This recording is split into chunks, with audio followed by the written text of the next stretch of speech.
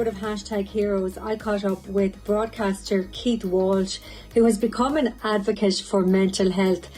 It also turns out that life really does begin at 40 as Keith takes his one-man show to stage. And I also chat to him about that interview with Ed Sheeran and much more. I would talk to my therapist, Luke, a lot.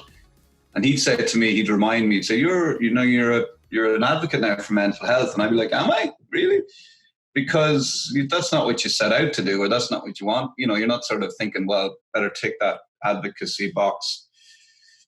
You just kind of, I think that when I find something that I like and when it's good for me, I try and tell other people about it. I get very excited. I'm a very excitable chap. And I think for a long time I tried to control that too much, you know. And I think you get to an age in life where you go, you know, fuck it.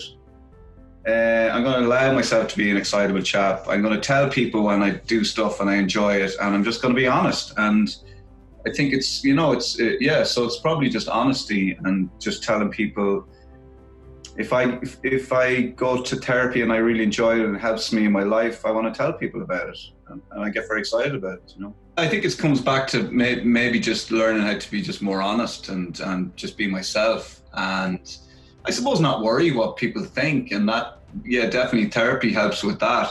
I probably spent too long and too much time worrying about what people think and trying to do the right thing and trying to, not really sure what I was, you know. I mean, at some point you kind of feel like you're a broadcaster and you work for RTE and you should behave in a certain way. And then I suppose with the lockdown and even before that, you know, going to therapy, I was just like, fuck it, you know, I'm like, life's too short. I just want to be myself. And then learning to be myself as well and who I really was. That maybe I'd forgotten about that. I suppose I got into a point in my life where, and especially with TikTok or, you know, Instagram or Twitter, and I'd say things and write something that either I feel like might be inspirational or I enjoy saying or writing, or I think it's funny. And if I think it's funny, it's gone up. One of the best pieces of advice I ever got was, I might mention Luke once or twice, my therapist, he said, just throw the stone and let the ripples look after themselves. So it's basically do the thing. So instead of worrying about what people are going to think about it or how it's going to be perceived or what effect it will have on the world, you know, just do it. And then it's done. Like, you know, publish and be damned. Let the ripples look after themselves. Whatever happens. That your job is done once you've put up the video, once you've written the thing, once you've made whatever, once you've done the radio show. That's your job. It's done. How it affects people and what happens after that is not your business, really, you know. Definitely in the days of the breakfast show, I would have been nervous of people coming in. I think that was probably just because it was such a crazy show and we were likely to kind of take the piss out of them a bit. And I was kind of nervous about how they'd be. And I knew they were nervous coming in. So it was kind of a nervous situation for everybody. There was a lot of awkwardness in the air. So I would get nervous meeting people. I'd get nervous meeting anybody. I get nervous meeting people in public, or, you know, I'm just a kind of I have been kind of known to be just kind of awkward. So I found if you're live on air and it's awkward, you're better off just to say, well, this is awkward, because then everyone can laugh about it and relax. You know, you're better off pointing out the elephant in the room and being like, okay, this is weird. Well, when the breakfast show finished up, I started going to therapy, and then I started a writing course as well, because that was always something, sort of a niche that I wanted to scratch. And in the course of the writing course that I did, I kind of wrote a series of short stories, and they were all based on my life growing up. And I contacted a friend of mine, a director and writer and actor called Janet Moran. And we'd gone to college together years ago, studied acting. She made a career out of it. I didn't. And so I got in touch with her and I said, look, Janet, the plan, I didn't have a plan, but I had an idea in my head that I wanted to write a book. And it was a book of stories about me.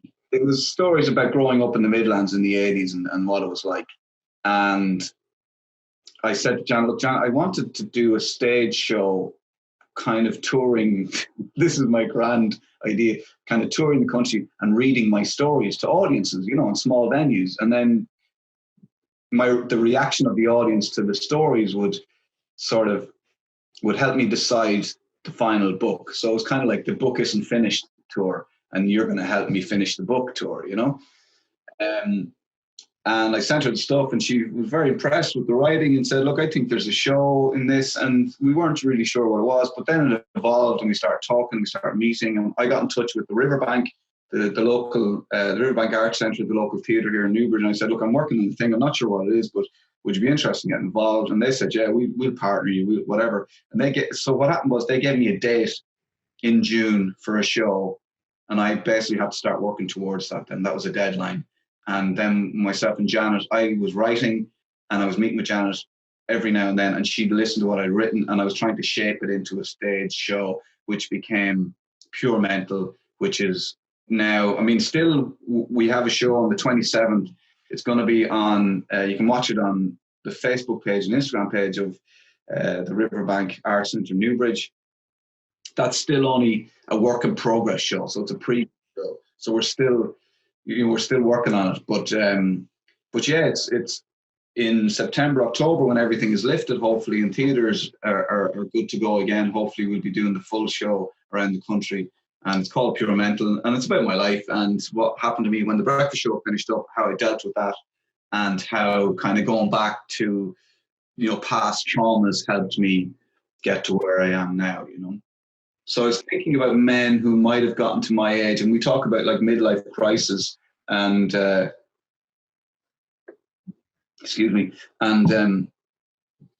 suppose it's like, you know, the cheesy thing to say would be midlife awakening, you know, because when you get to my age, there are a lot of men who get to a certain age, 45, and they think, well, this is me, whatever I've become at this stage, this is me for the rest of my life. I'm literally in the waiting room for death as this person, you know. Whereas I would see it as, well, actually, here's an opportunity.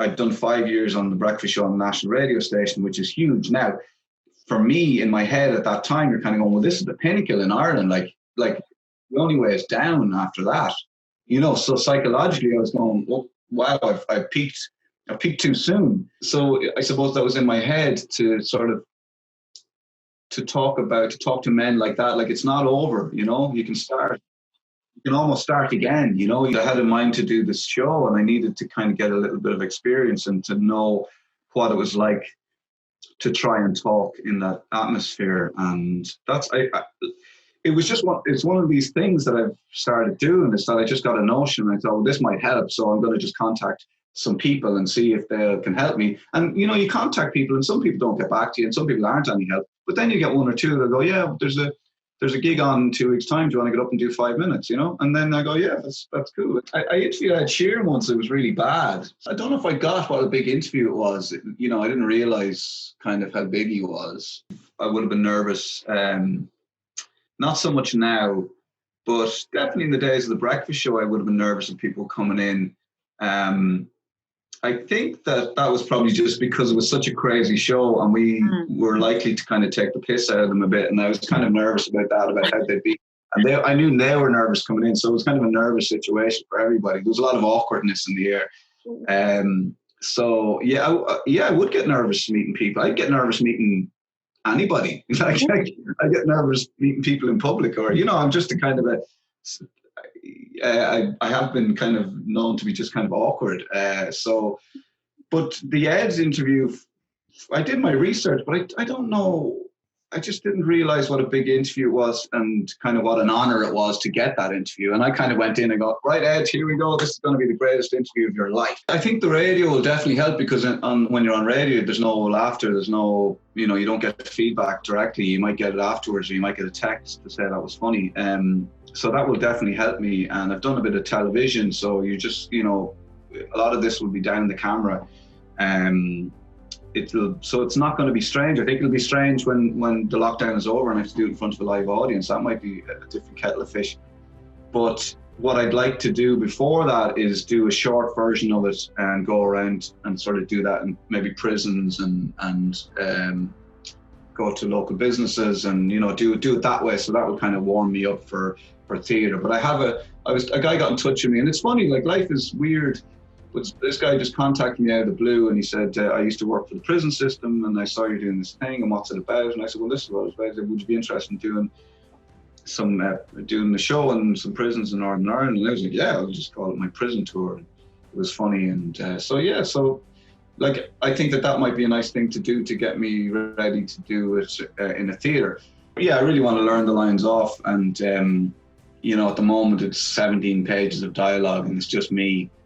And I want to get it. I want to say it the way it's written, if I can. So I'm just putting the pressure on myself. But I have plenty of help. I'm working with Janet Moran.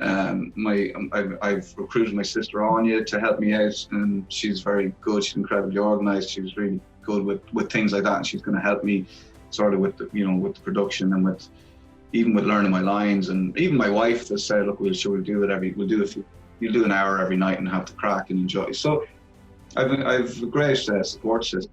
If it doesn't work, and it'll just be down to me messing it up. Everyone else is brilliant. It's all for free. It's all for free. So all you need to do is log on at 9:00 on Facebook or Instagram. Just go to the Riverbank Arts Centre, Newbridge. Follow their Facebook or Instagram. If you follow me on Instagram as well, I'm easy to find. Just Keith Walsh. It's probably Keith Walsh 2FM at the moment. So if you follow me, if you follow the Riverbank, 9:00 Saturday, the 27th of June, you can watch it there live. It'll be a half an hour show, unless I forget all my lines and it finishes up.